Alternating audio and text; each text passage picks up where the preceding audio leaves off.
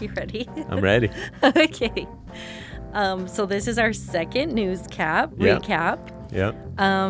And hopefully we have a lot more organization. Okay. Well, we just actually released a couple of episodes for the AZ Tech podcast, so that's Yes. probably worth talking about too, real quick. Yeah. We had an interview with Josh Snow that we released. His last name used to be Elizeche, and he literally changed his last name to his company name, Snow, which makes the teeth whitening product. Super fascinating story of how Josh built this $100 million plus company. So that was pretty exciting. Then we had Matt Petinsky, whose episode we just released, and he was one of the co-creators of Blackboard, which is used by tons of colleges and universities around the world. Yeah. His story is super fascinating. So it's two exciting episodes that went out this week. And then we got local news to cover. So I'll let you sort of lead with that. Yeah, I loved the interviews that we had. I think I've said this multiple times, but every time I listen to one of our interviews, I'm like, and I've told you this, I get pumped. And so I'm glad that we're back. Yeah. It's fun to do them. I have such a great time. It's been a blast. Me too. Okay, so first Arizona news. There was a big merger, I guess we could say. Skynetwest, based in Chandler, Arizona, here, merged with a company called Soaring Eagle Imaging that was based in Mississippi. The two companies have come together to create Soaring Eagle Technologies. Okay, what do they do? So it's all about drone data collection and processing. Okay. So both companies were dealing with drones, using drones, and now I think the goal is that this new company will be able to use both the resources from both companies to just elevate their mission, further pursue their mission. So many uses for drones. I love it. In fact, even Amazon, in their recent announcement of a bunch of Alexa products, I think they have a drone that sort of like flies around your house as a security guard. And they now released a robot too. It's called like Astro that like walks around, or not walks around, but rolls around. It has wheels and like maps your house and can sort of like look out for things that are assuming unsafe or something is happening. And there's so many like privacy things to be concerned about, especially with Amazon. Right. Like they have like basically microphones in every one of your rooms already with the Alexa devices, and now with the drone that has cameras walking around the house. It's surveillance. Any surveillance, what is it, entities like dream come true to have like access to these things and then force these companies to sort of give them access to them for policing or whatever. But it's fascinating where this is going. So one of the things that I think of when I think of like privacy, Big Brother kind of thing, me and my family, my husband watch a lot of like British detective shows, and they always go to the CCTV. Yeah. And we literally just finished one, and Sam, my husband, was like, I can't believe that they have all those cameras. That's just so crazy. And now it's like, well, we have a lot of things. It's just not like government based. But the government has access to all that stuff if they want it. Right. Like all they need to do is provide a warrant or whatever. But fortunately, we have some barrier to entry there. But gosh, it's very very concerning. I wish there was a bigger barrier to entry. Yeah. And then another thing that I'm thinking of is how Dwight from The Office is always like, robots are going to take over the world. that's also Elon Musk says that. So Yep. there's something to be concerned there. Yeah.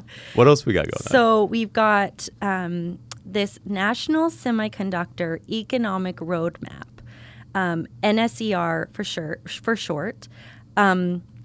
And this announcement was put out by the Arizona Commerce Authority. Okay. So they're significantly involved in this. It's essentially this ultimately big plan to connect people from all different sectors, from industry leaders to academic leaders to just the politicians, manufacturers, all of those people to work together to ultimately create the U.S. as the leading competitive semiconductor manufacturing place. That makes sense. And it makes sense for Arizona to be leading the charge there because of Intel and now the Taiwan manufacturing company coming over here, Taiwan, what is it, semiconductor manufacturing? Taiwanese Semiconductor Manufacturing Co., TSMC. Yeah, TSMC, thank you.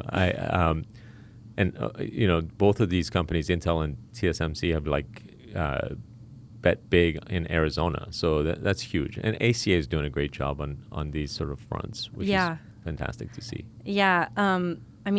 There's billions of dollars coming into Arizona right now. That reminds me, ACA also, Sandra Watson was just at Lucid Air's revealing, because they finally, apparently are rolling out the Lucid Air in the manufacturing facility they have in Casa Grande. So multiple people, Doug Ducey and Sandra and others, have gone down there and sort of did the whole sort of reveal of the first few Lucid Airs that are rolling off the manufacturing facility. So that's pretty exciting as well.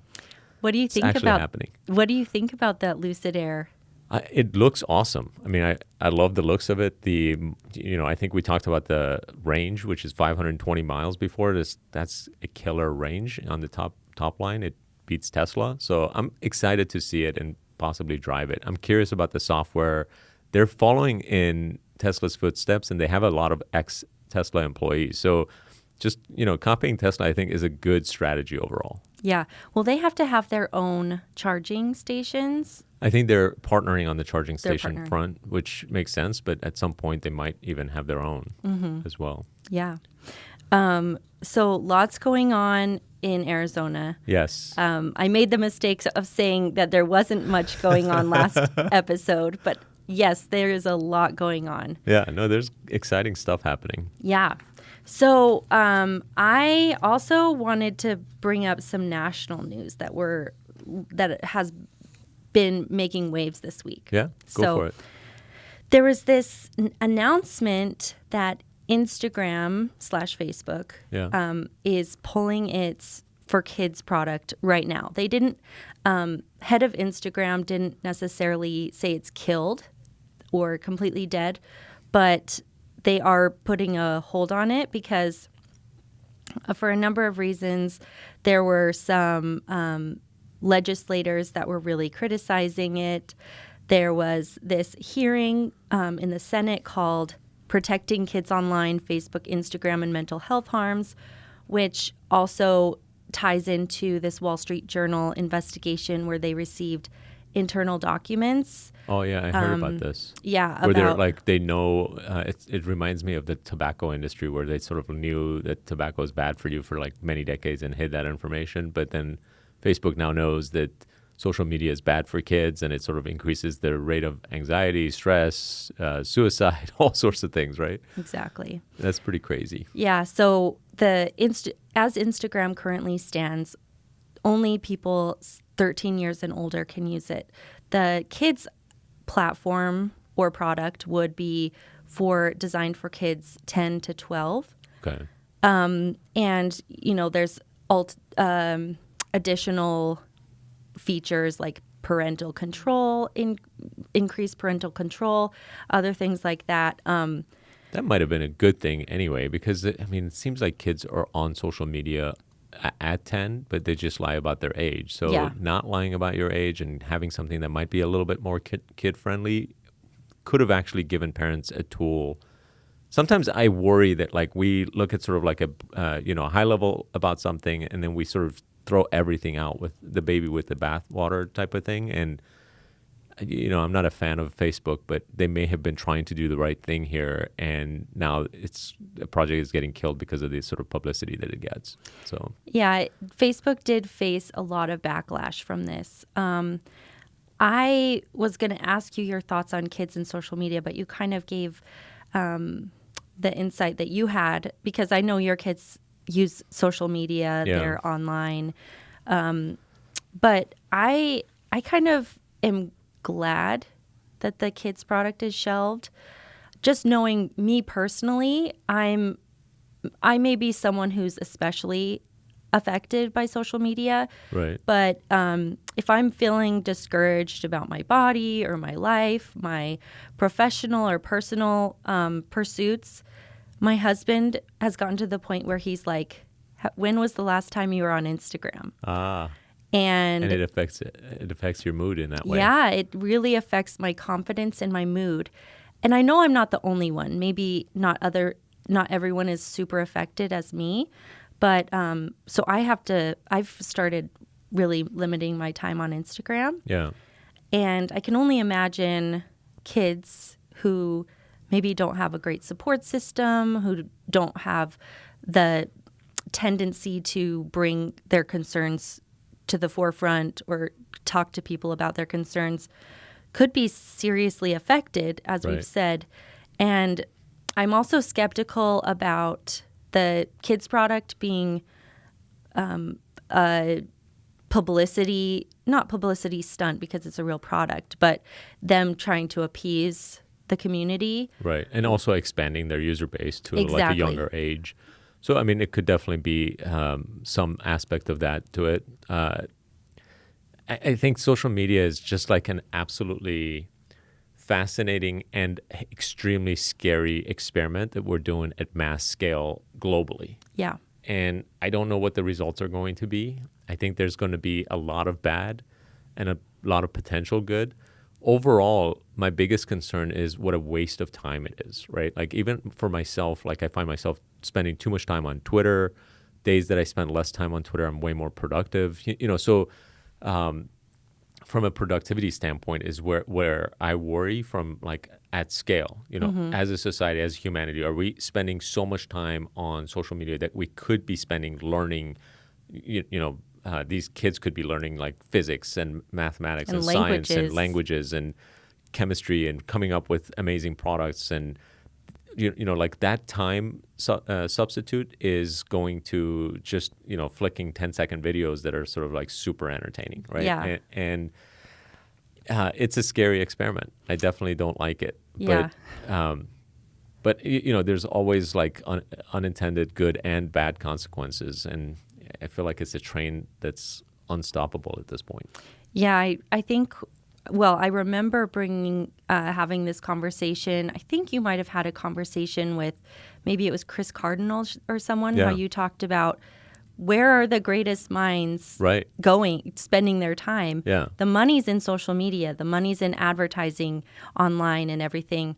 But are we actually building something for the greater good, or are we just chasing? I think about this subject all the time. For like the last decade, this subject has been like just top of mind nonstop, which is that if you look at our accomplishments as humanity, like for the past, let's say ever since computers showed up in the 80s, versus like the 60s and 70s or 50s, 60s and 70s, it's incredible what leaps and bounds we did in the 50s, 60s, and 70s with respect to building construction. We built the largest buildings in the world, largest bridges in the world. I mean, like, and we went from virtually nothing to like these mass structures that were like 100+ stories tall buildings and rockets that, landed on the moon in the 60s, going from nothing in a matter of 7-year period. We built the 747 in the 60s, the Concorde, which went Mach 2 for passenger airplanes. Incredible accomplishments. All of that stuff happened before computers were on every desk in every sort of like professional knowledge-based worker. Then computers show up in the 80s, and all of that diminishes. The space shuttle was like a product of the 70s that was used in the 80s, but then disappeared by 2010. It did its last flight, and we had no way to send people to space for 10 years. So 50 years prior, we had better technology to send people to space. To this day, we don't have a way to get to the moon right now, which is mind-blowing. So, where did the greatest minds of the world go? I think they went towards software and computer technology. That has advanced, at a scale that is unprecedented versus everything that was physical, which kind of slowed down by the 80s as soon as computers showed up. And that definitely scares me. Like it's like that progress has just completely gone away. And the greatest minds are now thinking, how do I get more eyeballs addicted to my app so that, like I can be a billionaire? And that's not a worthwhile goal, unfortunately. Yeah. I remember my granddad lived with us for a while, and it was so mind-boggling to me that he, in his 90-something years of his life, he had seen the invention of the car. Right. The TV. Yes. The telephone. Yeah. Like, then space. Yeah. Going basically from no airplanes to landing people, first of all, going, intercontinental flights. Concorde was doing Mach 2, and then like landing people on the moon. All of that happened. And then like all of that stuff went away. We don't have the Concorde to this day. Yeah. We don't have a passenger jet that goes even Mach 1. Forget about Mach 2. Mach 1 being the speed of sound. Like the progress is going backwards in a way. And I worry about that more than, how's it impacting, like any individual kid. Like obviously I'm concerned about my kids, but like kids in general versus, like humanity's progress has slowed down as a result of social media potentially, or computers in general, which is, like crazy. Computers were supposed to speed things up for project management and, like building physical things and building better rockets and all of that stuff. And in my time, since I've been born, we haven't had the technology to go to the moon. And we did prior to me being born. That's crazy. That is, when you put it like that, that is nuts. It's nuts. So crazy. Anyway. Yeah. So, but one other thing I wanted to bring up with this Instagram thing, just because I'm so fascinated, there's this idea that, for one idea is that Mark Zuckerberg's 6-year-old and 4-year-old use video chat Facebook portal. One article said they've been using them since they were 2. Right. And I'm like, that's basically every little kid I know right now. Right. So he's getting extra confirmation.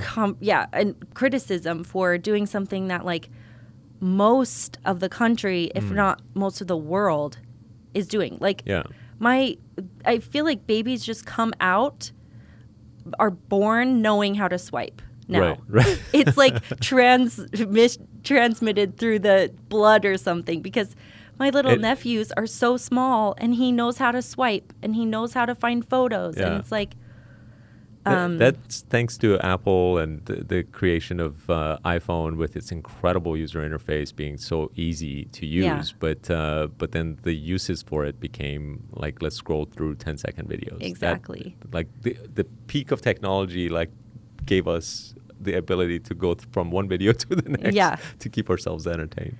And then I also think about with this Instagram, going back to the kids product, it's like, how can they ensure that only 10 to 12-year-olds will use it? I feel like that's just like a breeding ground for... That's part of the parents' job, right? Well, that's what you'd hope. But if people are lying about their age for Instagram, then, how much can they really control who's getting on the kids' Instagram? And then I think of there's also Roblox and Minecraft, right, which is a huge kids' playground. Yeah. And some kids I know, they start chatting with people on Roblox. Yeah. And who knows who they're chatting for or chatting with. So I think it's just, to this point, it's just the parents' responsibility. It has fallen to the parents, but there's no way for the parents to keep up. There's just, it's not possible. You can't be watching what your kids are doing 24/7. Right. It's just not possible. And I agree. It's a huge concern, but I feel a little helpless in that regard. Yeah. What else we got in terms of topics? Moving on. We're just now really depressed about humanity.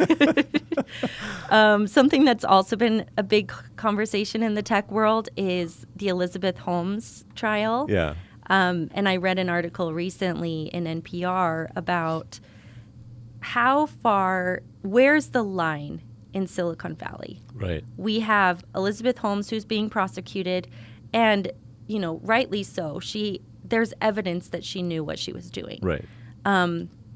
But she's arguing that she was doing nothing different than what people in Silicon Valley do all the time, which is present their best Every single product. person who does what she did should go to jail. Yeah. That's my position on that. You show me another person who did exactly what she did, which is lie about the past, lie about the progress, lie to their own employees, hide information from everyone. They should go to fucking jail. That's just the way it should be. And it just pisses me off that people try to point this as a sexist case, as if it's like the equivalent of what Elon Musk has done, because he's sort of like saying, oh yeah, we're going to build self-driving cars and the future is all EV prior to actually having it, and lying to people. But the difference is that he didn't say we already have this box and we're just hiding it from you. We're not going to show it to you. We're just going to pretend like it's there. And that's what Elizabeth Holmes did wrong. And everything about her was a major fraud.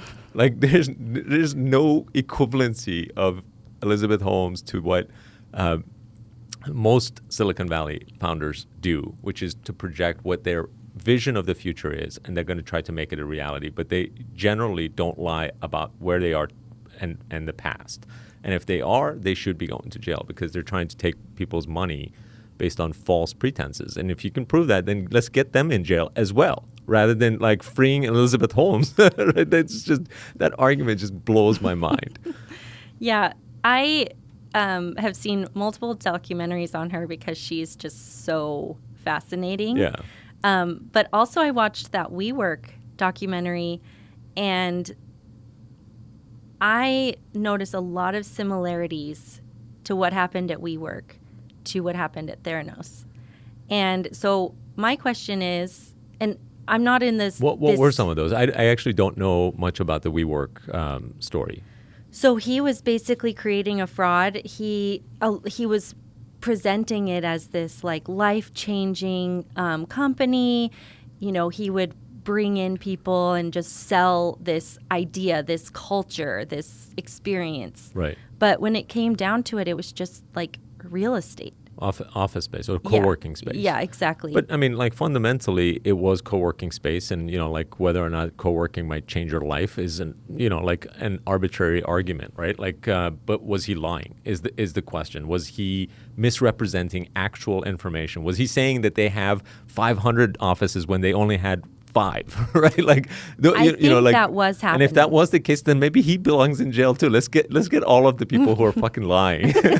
Well, yeah. In order to sort of like get money in jail. But there's a big difference between absolutely lying about the past and projecting the future, right? Like, right. That's a good point. Like if I want to build a company that's going to have 1,000 locations and it's going to put Chipotle out of business, or like it's going to be the Chipotle of the future, but I have nothing today. Mm-hmm. It's okay for me to say that's what I want to build, and hey, give me money for building that. But it's not okay to say I have built it already, and like come give me money. And I mean, like that's the big difference. Yeah. So, but I guess what I am curious about is I think there have been like this WeWork, or I'm not an expert in Silicon Valley, so you can correct me, but there have been people in the past who have done this, but they just haven't been prosecuted. But I'm not saying it's like because she's a woman, that's not how I feel, but it's like,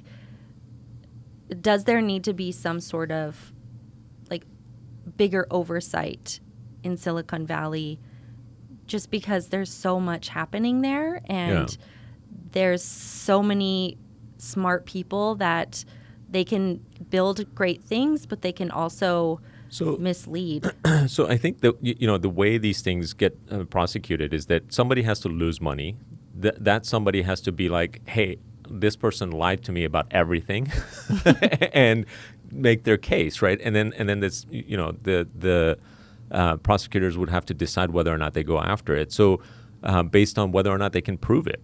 Right, and prove wrongdoing, and I think that bar is fairly high, and the nuance is often lost with respect to WeWork. I don't know if that guy belongs behind jail or not, but at least WeWork had actual physical offices. We used to be a WeWork customer.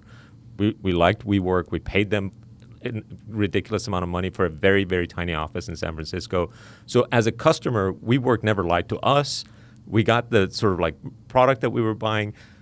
They were ridiculously valued, but that was their investors' fault for giving them money at a ridiculous valuation. So ridiculous valuation does not mean that the founder was fraudulent, right? Like, you know, again, I don't know enough about WeWork to say for sure whether or not he was fraudulent. But in Elizabeth Holmes's case, it was fraudulent. The device she was talking about did not exist, and she pretended like it did. And she pretended like it worked to her own employees. I mean, like her own employees were the eventual whistleblowers, and she basically was going after them to silence them every single time. So and it was a multi-billion-dollar disaster, right? So when people lose billions of dollars and then it comes out that it was fraud, they they go after the person. Yeah, so. They tend to get a little angry. Yeah. But I think the point that you made is the high bar to prove fraud. Right. I think that makes sense to me. That, I mean, if we're lowering the bar so much that we can't allow people to have like a real, what am I trying to say? Like maybe exaggerated idea of the future, we wouldn't have innovation if people That's were right. just getting so afraid of like, oh, could I be, prosecuted for something? Right. Otherwise, with such a high bar, we have that opportunity for them to take a lot of risks and try and allow themselves to believe in their product too. Right. So I also think that we do need to put people behind bars who are absolutely lying and doing fraudulent things, so that it doesn't become this sort of, oh well, if this person can get away with it, then certainly I can steal a few million. Yeah, that's the other side of it. Right. So no, I think I agree with the points that you've made. But I also am still just fascinated with this. Yeah, it's going to be an interesting case for sure. Yeah. Well, that's all I had. Did you have anything else you wanted to talk about in the news this week? I think we might be good. Yeah. Yeah. So again, this was fascinating conversation. I enjoyed having these debates and conversations about different things. Let's keep doing it until somebody tells us to stop. You guys are super annoying. We don't like what you're saying at all. Yeah, I agree. Let's keep doing it. Let's go. Let's go. Yeah, that's right. Although I don't know if I'll. So next week, by the way, is I think Invest Southwest happens next week. The conference Venture Madness. So we'll have some stuff to cover. I'm not sure we're going to have time for recording the episode, but we got to try to do it and maybe cover Invest Southwest. Yeah, that'd be awesome. All right. All right. Awesome. Till next time. Thanks, Hamid. Yep.